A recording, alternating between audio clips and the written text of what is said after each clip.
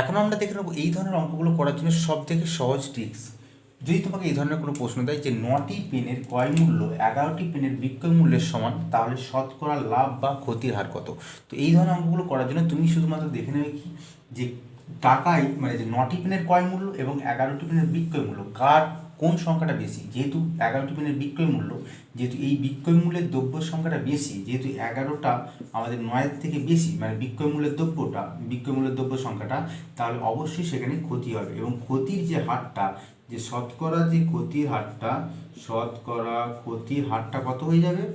সূত্রটা হচ্ছে শুধুমাত্র এই 11 বিয়োগ 9 করে দেবে, নিচে করে দেবে 9, গুণ চিহ্ন দিয়ে 100, ঠিক আছে, 100 এত%, ঠিক আছে, এত%, এটাই তোমার উত্তর হয়ে যাবে। তাহলে এখানে আমরা পাচ্ছি কত? 2/9 গুণিত 100, মানে 200/9%।